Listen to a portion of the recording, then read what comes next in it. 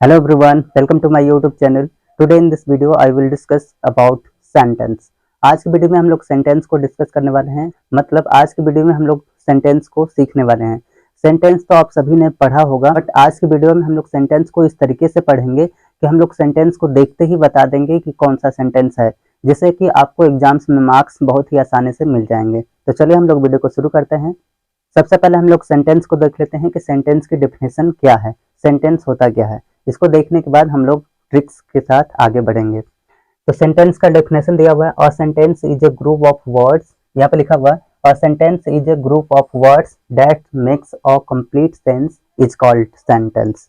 मतलब कि वर्ड्स का एक ग्रुप होता है, ग्रुप ऑफ वर्ड्स होता है जिसमें एक मीनिंग कंप्लीट होता है। मतलब जिसकी मीनिंग कंप्लीट होती है उसी को हम लोग सेंटेंस कहते हैं। ग्रुप ऑफ वर्ड्स का और भी हो सकता है जिसका मीनिंग कंप्लीट ना हो, तो जिसका मीनिंग कंप्लीट नहीं होता है उसे हम लोग सेंटेंस नहीं कहते हैं। तो ग्रुप ऑफ वर्ड्स भी होना चाहिए और मीनिंग कंप्लीट भी होना चाहिए, तब उसको हम लोग सेंटेंस कहेंगे। सेंटेंस के बारे में और थोड़ी इन्फॉर्मेशन हम लोग देख लेते हैं। जैसे कि मान लीजिए सेंटेंस है, कोई सेंटेंस है, सेंटेंस के दो पार्ट्स होते हैं। सेंटेंस में दो चीज होती है, एक तो होता है सब्जेक्ट और एक होता है प्रेडिकेट। आप सभी लोग जानते होंगे कि सेंटेंस में दो पार्ट्स होते हैं, एक पहला होता है सब्जेक्ट और दूसरा होता है प्रेडिकेट। लेकिन फिर भी हमारा काम है, हम वीडियो बना रहे हैं तो हम आपको जरूर बताएंगे इसके बारे में, तो आप एक बार और पढ़ लीजिए। सेंटेंस में दो पार्ट्स होते हैं, एक सब्जेक्ट होता है और एक प्रेडिकेट होता है। सब्जेक्ट किसे कहते हैं आप लोगों को पता होगा, फिर भी एक बार और देख लीजिए। कार्य करने वाला, मतलब जो भी काम करने वाला होता है उसी को हम लोग सब्जेक्ट कहते हैं। या फिर जब कोई काम नहीं हो रहा होता है तो उसके बारे में कुछ बताया जाएगा या उसके बारे में कुछ कहा जाएगा, तो उसी को हम लोग सब्जेक्ट कहते हैं। और प्रेडिकेट क्या होता है, जो सब्जेक्ट होता है, सब्जेक्ट को छोड़कर जितनी सारी चीजें बची रहती है उसी को हम लोग प्रेडिकेट कहते हैं। यहाँ पे देखिए, सब्जेक्ट के बारे में जो कुछ भी कहा जाता है, जो कुछ भी बताया जाता है, उसी को हम लोग कहते हैं प्रेडिकेट। तो मतलब सेंटेंस में दो चीज होती हैं, एक तो सब्जेक्ट होता है और एक प्रेडिकेट होता है। सब्जेक्ट वो होता है जो कार्य को करने वाला होता है या फिर जिसके बारे में कुछ भी बताया जाता है। प्रेडिकेट क्या होता है, सब्जेक्ट के बारे में जो चीज बताई जाती है या फिर सब्जेक्ट के बारे में जो इंफॉर्मेशन दी जाती है उसे हम लोग प्रेडिकेट कहते हैं। एग्जाम्पल हम लोग देखते हैं जिससे और भी क्लैरिटी आएगी। पहला एग्जाम्पल दिया है, Ram reads a book. Ram किताब पढ़ता है, तो इसका मतलब राम, देखिए पढ़ने का काम कौन कर रहा है, राम। तो राम हमारा क्या हो जाएगा, सब्जेक्ट। किताब पढ़ने का काम कौन कर रहा है, राम। तो राम हमारा हो जाएगा सब्जेक्ट, क्योंकि ये काम कर रहा है, क्या काम कर रहा है, पढ़ने का। तो ये काम करने वाला है इसलिए है सब्जेक्ट। अब सब्जेक्ट को अगर बाहर निकाल दें तो बाकी शेष जो बचा हुआ है उसी को हम लोग कहते हैं प्रेडिकेट। जो बचा हुआ पार्ट है उसी को हम लोग क्या कहेंगे, प्रेडिकेट। तो सब्जेक्ट राम हो गया और रीड्स अ बुक प्रेडिकेट हो गया। दूसरा सेंटेंस देखते हैं, रोहन प्लेज क्रिकेट। रोहन, यहाँ पे देखिए खेलने वाला काम हो रहा है, तो यहाँ पे देखिए काम करने वाला कौन है, रोहन। तो रोहन हमारा होगा सब्जेक्ट और शेष बचा हुआ पार्ट हमारा क्या कहलाएगा, प्रेडिकेट। तो इसको हम लोग प्रेडिकेट कहेंगे। तो प्लेस क्रिकेट क्या हो जाएगा, प्रेडिकेट। अगला एग्जांपल है, we are watching the video. We are watching the video, हम लोग वीडियो देख रहे हैं। इसमें आप लोगों को कमेंट करके बताना है कि इसमें सब्जेक्ट कौन सा है और इसमें प्रेडिकेट कौन सा है। अब वीडियो में हम लोग आगे बढ़ते हैं। अब इसके हम लोग कुछ टाइप्स को देख लेते हैं। सेंटेंस के 5 टाइप्स होते हैं बेसिकली। इसमें से पहले नंबर पर आता है असर्टिव सेंटेंस। पहले नंबर पे क्या आता है, असर्टिव सेंटेंस। असर्टिव सेंटेंस को हम लोग डिक्लेरेटिव सेंटेंस भी कहते हैं। असर्टिव सेंटेंस की हिंदी होती है साधारण वाक्य, मतलब जिसमें एक जनरल स्टेटमेंट दिया जाएगा, चाहे वो पॉजिटिव हो चाहे नेगेटिव हो। डिक्लेरेटिव मतलब स्वीकारात्मक, मतलब कोई चीज बोल दी जा रही है, पॉजिटिव है चाहे नेगेटिव है, इससे फर्क नहीं पड़ता। दूसरा सेंटेंस होता है इंटरोगेटिव सेंटेंस। इंटरोगेटिव सेंटेंस मतलब जिसमें प्रश्न पूछा जाएगा, इसको हिंदी में कहते हैं प्रश्नवाचक वाक्य। अगला तीसरा दिया हुआ है इंपरेटिव सेंटेंस। इंपरेटिव सेंटेंस को हम लोग बोलते हैं आज्ञा सूचक वाक्य या फिर आज्ञा बोधक वाक्य, जिसमें हम लोग परमिशन लेते हैं, परमिशन देते हैं, कोई ऑर्डर दिया जाता है, ये सब वाक्य होते हैं। अगला है चौथा एक्सक्लेमेटरी सेंटेंस। एक्सक्लेमेटरी सेंटेंस में हम लोग क्या करते हैं, किसी, इसका हिंदी होता है विस्मय सूचक वाक्य। विस्मय सूचक वाक्य मतलब कोई चीज सडन फीलिंग को हम लोग दिखाते हैं। एक्सक्लेमेटरी मतलब अचानक से कोई चीज हो जाए, चाहे खुशी हो जाए चाहे दुख हो जाए, मतलब कुछ ऐसी चीजें व्यक्त करते हैं जो सडन फीलिंग्स आती है, अचानक से हमारे माइंड में जो एक्सप्रेशन आते हैं उसको हम लोग व्यक्त करने के लिए एक्सक्लेमेटरी सेंटेंस का यूज करते हैं। अगला दिया है ऑप्टेटिव सेंटेंस। ऑप्टेटिव सेंटेंस बहुत ही इंपॉर्टेंट है। जैसे कि आपको कोई फेस्टिवल आता है, कोई किसी का बर्थडे आता है, किसी की शादी होती है, तो वैसे केसेस में आप उसको विश करते हैं, तो या फिर किसी को विश करते हैं, आशीर्वाद देते हैं, तो सभी सेंटेंसेस हमारे आते हैं ऑप्टेटिव सेंटेंस में। ऑप्टेटिव पहला फिर से असर्टिव सेंटेंस, मतलब जिसमें हम लोग सेंटेंस को दिखाते हैं, सिर्फ एक जनरल स्टेटमेंट दिया जाता है, वो पॉजिटिव भी हो सकता है और नेगेटिव भी हो सकता है। दूसरा है इंटरोगेटिव सेंटेंस। इंटरोगेटिव सेंटेंस जिसमें प्रश्न पूछने का काम किया जाएगा। इंपरेटिव सेंटेंस जिसमें परमिशन ली जाती है, परमिशन दी जाती है, कोई ऑर्डर दिया जाता है। चौथा है एक्सक्लेमेटरी सेंटेंस। एक्सक्लेमेटरी सेंटेंस होता है जिसमें हमें अपने सडन फीलिंग्स को एक्सप्रेस करते हैं, मतलब अचानक से जो हमारे अंदर जो फीलिंग्स आती है उसको एक्सप्रेस करने के लिए हम लोग एक्सक्लेमेटरी सेंटेंस का यूज करते हैं। अगला है ऑप्टेटिव सेंटेंस। ऑप्टेटिव सेंटेंस में हम लोग या तो कोई फेस्टिवल हो गया, किसी की शादी हो गई, या फिर किसी का बर्थडे आ जाता है, तो हम लोग क्या करते हैं, विश करते हैं। तो विश करने वाले सेंटेंस को हम लोग कहते हैं ऑप्टेटिव सेंटेंस। अब इसमें से 5 टाइप्स के हो गए, इसमें से पहले मतलब एक एक करके सभी सेंटेंसेस को डिस्कस करेंगे, जो कि और अच्छे से समझ में आएगा। तो सबसे पहला नंबर पर आता है असर्टिव सेंटेंस। असर्टिव सेंटेंस क्या होता है? असर्टिव सेंटेंस की हिंदी जैसे कि आपको पता होगी, जैसे बताया गया है कि वो होता है साधारण वाक्य या फिर स्वीकारात्मक वाक्य। इसको 2 भागों में बांटा जाता है। पहला होता है अफर्मेटिव सेंटेंस, जिसमें सिर्फ और सिर्फ पॉजिटिव चीज़ें की बात की जाती है। दूसरा होता है नेगेटिव सेंटेंस। नेगेटिव सेंटेंस में हम लोग सिर्फ और सिर्फ नेगेटिव चीज़ें की बात करते हैं। इन दोनों को मिला के यहाँ पे एग्जाम्पल हमने लिखा है। असर्टिव सेंटेंस को पहचानने के बहुत ही आसान तरीके होते हैं, देखिए। इसमें पॉजिटिव और नेगेटिव स्टेटमेंट दिया जाएगा, मतलब कोई भी ऑर्डर नहीं रहेगा, कोई एडवाइस नहीं रहेगी, कोई कमांड नहीं दिया जाएगा, सिर्फ आपको एक सेंटेंस दिया जाएगा, तो सेंटेंस हो जाएगा असर्टिव सेंटेंस। इसमें देखिए लिखा है पॉजिटिव एंड नेगेटिव स्टेटमेंट। या तो पॉजिटिव स्टेटमेंट हो सकता है या फिर स्टेटमेंट नेगेटिव हो सकता है।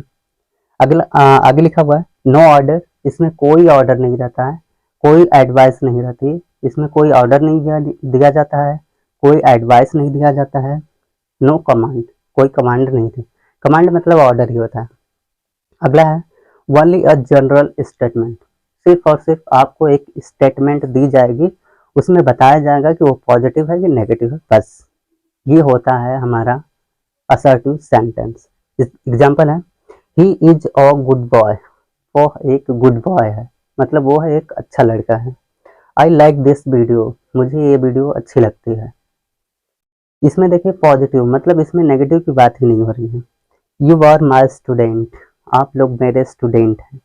इसमें पॉजिटिव है, सब पॉजिटिव है, मतलब अफर्मेटिव सेंटेंस है। अगर इसी को हम चाहें तो नॉट यूज करके हम लोग क्या करेंगे, नेगेटिव बना सकते हैं। जैसे he is a good boy, तो इसी को अगर हम बनाना चाहें तो he is not a good boy हो जाएगा। आई लाइक दिस वीडियो, तो इसका अगर नेगेटिव बनाना चाहेंगे तो I don't like this video. अब तीसरा है यू आर माई स्टूडेंट। अगर इसी को नेगेटिव बनाना चाहेंगे तो you are not my student, ये बनेगा। ये है असर्टिव। चलिए अब हम लोग दूसरे नंबर इंटरोगेटिव सेंटेंस की बात करते हैं। इंटरोगेटिव सेंटेंस क्या होता है, इसको हम लोग कैसे पहचानेंगे, तो चलिए हम लोग वीडियो को स्टार्ट करते हैं और देखते हैं। हमारा है इंटरोगेटिव सेंटेंस को हम लोग पहचानने की सबसे आसान ट्रिक्स होती है कि इसमें आस्किंग द क्वेश्चंस, इसमें क्वेश्चंस पूछे जाते हैं। कोई भी सेंटेंस रहेगा इसमें क्वेश्चंस जरूर पूछे जा रहे होंगे। और इसकी पहचान होती है स्टार्टिंग विद हेल्पिंग वर्ब्स। इसकी स्टार्टिंग जो रहती है हेल्पिंग वर्ब्स रहती है, वर्ब की बी फॉर्म्स रहती है, या हो सकता है इज एमार हो, वॉज वर हो, शैल विल हो, या फिर किसी भी मॉडल हो, डू डज हो, जिससे भी स्टार्ट हो सकता है, या फिर किसी भी मॉडल से स्टार्ट हो सकता है, तो क्या रहेगा, इंटरोगेटिव सेंटेंस रहेगा। अगला एक और पहचान है स्टार्टिंग विद क्वेश्चन मार्क्स या क्वेश्चन वर्ड्स। क्वेश्चन वर्ड से स्टार्टिंग होगा, जैसे कुछ ऐसे क्वेश्चन वर्ड्स रहते हैं जिनसे हम लोग क्वेश्चन करते हैं। इस प्रकार के सेंटेंस वैसे भी स्टार्ट हो सकते हैं, उनसे भी स्टार्ट किए जाते हैं, या तो हेल्पिंग वर्ब या फिर मॉडल या फिर क्वेश्चन वर्ड से इस प्रकार के सेंटेंस को स्टार्ट किया जाता है। और एक बहुत इंपॉर्टेंट है कि लास्ट में क्या लगाया जाता है, लास्ट में क्वेश्चन मार्क लगाया जाता है, मतलब मार्क ऑफ इंटरोगेशन लगाया जाता है। इसको एग्जाम्पल से और भी हम लोग अच्छे से समझ पाएंगे। पहला एग्जाम्पल दिया है आर यू रीडिंग, क्या तुम पढ़ रहे हो। देखिए जो आर है ना, आर हमारा हेल्पिंग वर्ब है और यहाँ तक मेन वर्ब के रूप में भी यूज किया जाता है। तो इसे हम पहचान सकते हैं, ये स्टार्टिंग में लगा है इसलिए ये क्या है, इंट्रोगेटिव सेंटेंस है। एक और भी अच्छे पहचानने की ट्रिक होती है कि अगर सभी सेंटेंस में आपको देखने के लिए मिल रहा होगा क्वेश्चन मार्क, अगर क्वेश्चन मार्क लगा है तो वो इंट्रोगेटिव सेंटेंस है। इसको पहचानने में ज़्यादा प्रॉब्लम होती नहीं है, क्योंकि सिर्फ लास्ट वाला हम देखेंगे और आराम से हमें समझ में आ जाता है। दूसरा है इज ही प्लेइंग आउटसाइड, क्या वो बाहर खेल रहा है। यहाँ पे देखेंगे कि लास्ट स्टार्टिंग में इज से शुरू है, इज हमारा हेल्पिंग वर्ब भी होता है और मेन वर्ब भी होता है, तो ये भी हमारा क्या है, इंट्रोगेटिव सेंटेंस है। वर दे सिंगिंग, क्या वे गा रहे थे। यहाँ पर भी देखने के लिए मिल रहा है कि ये हेल्पिंग वर्ब मेन वर्ब दोनों का काम कर रहा है, उसी से स्टार्टिंग है। अगला देख रहे हैं हु आर यू।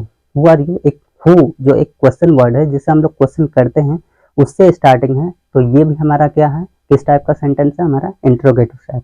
अगला है हाउ आर यू।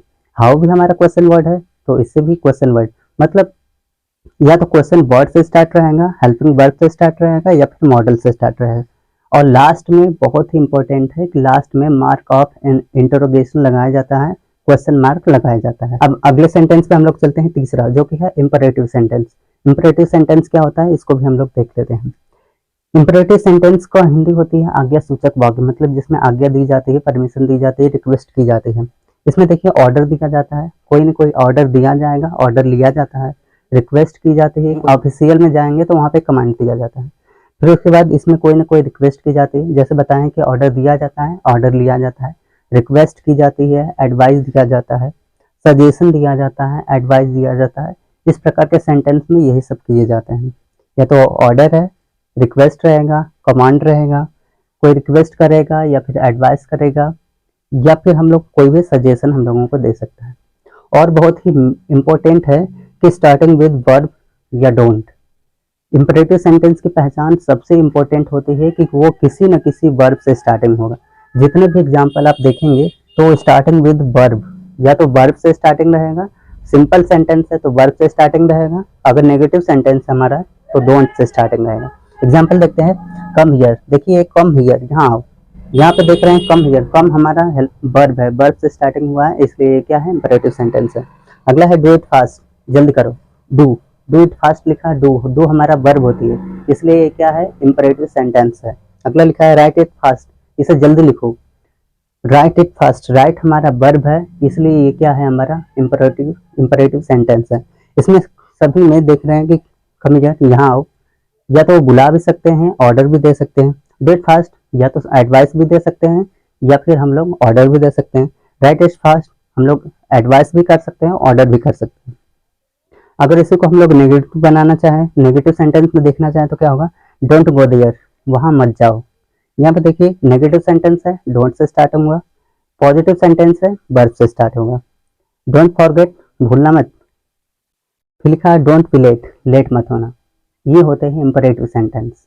अब हम लोग बात करते हैं चौथे ऑप्टेटिव सेंटेंस की। ऑप्टेटिव सेंटेंस क्या होता है उसको देख लेते हैं। ऑप्टेटिव सेंटेंस में हम लोगों को विशिंग देखने के लिए मिलता है, जैसे किसी को आशीर्वाद देना, किसी को बधाई देना, ये सब होता है विशिंग, ऑप्टेटिव सेंटेंस में यूज किया जाता है।